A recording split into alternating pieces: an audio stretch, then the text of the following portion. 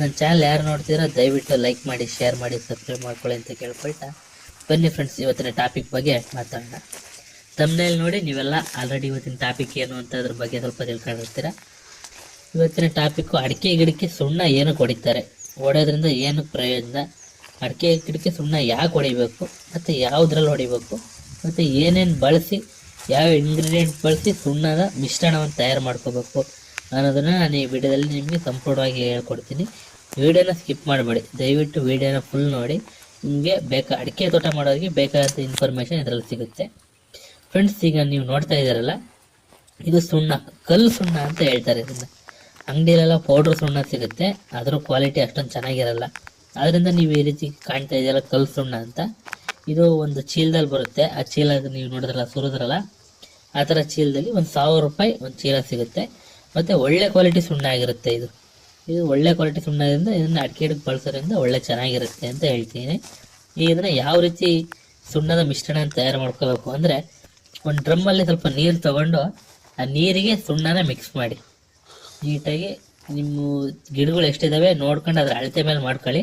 ಹೆಚ್ಚು ಕಮ್ಮಿ ಆದರೆ ಸ್ವಲ್ಪ ಕಡಿಮೆನೇ ಮಾಡ್ಕೊಳ್ಳಿ, ಬೇಕಾದರೆ ಮತ್ತೆ ಮಾಡ್ಕೋಬೋದು. ಸುಮ್ಮನೆ ಜಾಸ್ತಿ ಆದರೆ ವೇಸ್ಟ್ ಆಗುತ್ತೆ.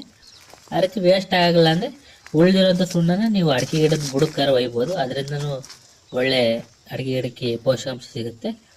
ನೀವು ಅಡಿಕೆ ಗಿಡಕ್ಕೆ ಸುಣ್ಣ ಹೊಡೆಯೋದನ್ನ ಈ ರೀತಿ ಮಿಶ್ರಣ ಮಾಡ್ಕೋಬೇಕು. ನೋಡಿ, ನೀವು ಸುಣ್ಣ ನೀರಿಗೆ ಸುರಿದ ಮೇಲೆ ಸುಣ್ಣ ಕುದಿಯೋಕ್ಕೆ ಶುರುವಾಗುತ್ತೆ. ನೋಡ್ತಾ ಇರ್ಬೋದು ನೀವು ಯಾವ ರೀತಿ ಕುದೀತಾ ಇದೆ ಅಂತ. ಈ ರೀತಿ ಕುದಿಯುತ್ತಾ ಇರುತ್ತೆ. ನೀವು ಅಪ್ಪಿತಪ್ಪಿ ಇದರಲ್ಲಿ ಮಿಸ್ ಆಗಿ ಕೈ ಹಾಕಕ್ಕೆ ಹೋಗಬೇಡಿ, ಕೈ ಸುಟ್ಬಿಡುತ್ತೆ. ಅದರಿಂದ ನೀವು ಏನೇ ಇದನ್ನು ಗೂರಾಡೋದೇ ಆಗಲಿ ಏನೇ ಆಗೋದ್ರೆ ಒಂದು ಕೋಲ್ನ ಸಹಾಯ ತಗೊಂಡು ಗೂರಾಡಿ ನೋಡ್ಬೇಕು. ನೀವು ನೋಡ್ಬೋದು ಈ ರೀತಿ ಕುದಿಯುತ್ತೆ, ಬಿಸಿ ಗಾಳಿ ಬರುತ್ತೆ, ಹವೆ ಬರುತ್ತೆ. ಕೈಯೆಲ್ಲ ನೋಡಿ, ಕೈ ಇಟ್ಟು ತೋರಿಸ್ತೀನಿ, ನನ್ನ ಕೈಯೇ ಸುಟ್ಟೋಯ್ತು. ಅದರಿಂದ ನೀವು ಕೈ ಪೈಯೆಲ್ಲ ಇಡಕ್ಕೆ ಹೋಗ್ಬೇಡಿ, ದೂರದ ನೋಡಿ. ಒಂದು ಸ್ವಲ್ಪ ತೀರೋ ಥರ ಕುದಿಯುತ್ತೆ, ನಂತರ ತಣ್ಣಗಾಗುತ್ತೆ.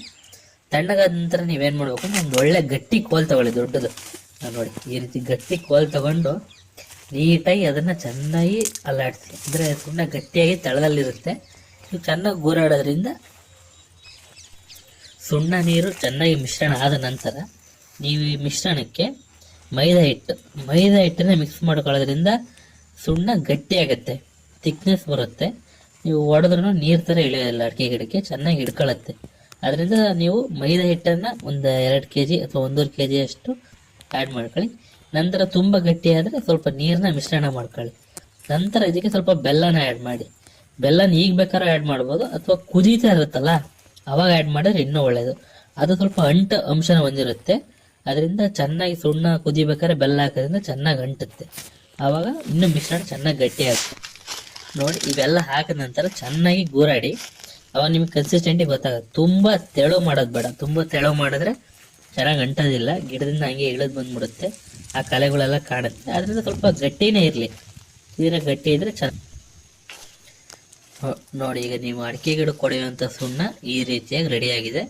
ಇದನ್ನು ನೀವು ಒಂದು ಬಕೆಟ್ ಅಥವಾ ಯಾವುದಕ್ಕಾರ ಹಾಕ್ಕೊಂಡು ಅಡಿಕೆ ಗಿಡಕ್ಕೆ ಹೊಡಿಬೋದು. ನೋಡ್ಬೋದು, ಈ ರೀತಿ ಗಟ್ಟಿಯಾಗಿರ್ಬೇಕು, ತೀರಾ ತೆಳು ಇದ್ರೆ ಗಿಡಕ್ಕೆ ಸರಿಯಾಗಿ ಅಂಟೋದಿಲ್ಲ. ನೋಡಿ, ಈ ರೀತಿ ಕನ್ಸಿಸ್ಟೆನ್ಸಿಯಲ್ಲಿ ಇರಲಿ, ಸ್ವಲ್ಪ ಗಟ್ಟಿಗೆ ಇರಲಿ, ಅವಾಗ ತುಂಬ ಚೆನ್ನಾಗಿ ಗಿಡಗಳಿಗೆ ಅಂಟುತ್ತೆ. ಈಗ ನಿಮಗೆ ಅಡಿಕೆ ಗಿಡಗಳಿಗೆ ಏನಕ್ಕೆ ಸುಣ್ಣ ಹೊಡಿತಾರೆ ಅನ್ನೋದ್ರ ಬಗ್ಗೆ ತಿಳಿಸ್ಕೊಡ್ತೀನಿ. ನೀವು ಈ ಅಡಿಕೆ ಗಿಡ ನೋಡ್ತಾ ಇರ್ಬೋದು, ಅಲ್ಲೆಲ್ಲ ಕಪ್ಪು ಪ್ಯಾಚ್ ಆಗಿದೆ. ನೋಡಿ, ನಿಮಗೆ ಕೆಲವು ಅಡಿಕೆ ಗಿಡಗಳನ್ನು ತೋರಿಸ್ತೀನಿ. ಅಲ್ಲಲ್ಲಿ ಕಪ್ಪು ಥರಾಗಿ ಸುಟ್ಟಿರೋ ಥರ ಕಾಣ್ತಾ ಇರುತ್ತೆ. ನೋಡ್ತಾ ಹೋಗ್ಬೋದು. ನಿಮ್ಗೆ ಇನ್ನೂ ಒಂದು 2-3 ಗಿಡಗಳನ್ನ ತೋರಿಸ್ತೀನಿ. ಇದೇ ರೀತಿ ಕಪ್ಪುಗಾಗಿರುತ್ತೆ ಅಡಿಕೆ ಗಿಡಗಳು.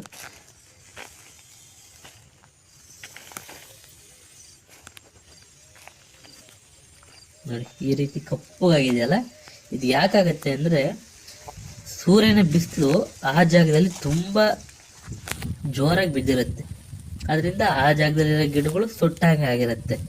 ಈ ಕಾರಣಕ್ಕೆ ನೀವು ಅಡಿಕೆ ಗಿಡಗಳಿಗೆ ಸುಣ್ಣ ಹೊಡಿಬೇಕು. ನಂತರ ನೀವು ರೆಡಿಯಾಗಿರುವಂಥ ಮಿಶ್ರಣ ತಗೊಂಡು ಒಂದು ಪೇಂಟ್ ಹೊಡೆ ಬ್ರಷ್ ಬರುತ್ತೆ, 2 ಇಂಚಿನ ಬ್ರಷ್ ಬರುತ್ತೆ.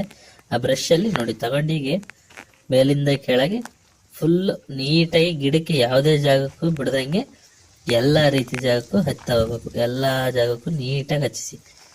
ನೋಡಿ, ಸುಣ್ಣ ಯಾವುದೇ ರೀತಿ ಸೋರ್ತಾ ಇಲ್ಲ. ನೀವು ತುಂಬ ತೆಳ್ಳಗೆ ಮಾಡ್ಕೊಂಬಿಟ್ರೆ ಅದು ಸುಣ್ಣ ಅದೇ ರೀತಿ ಸೋರ್ಬಿಡುತ್ತೆ.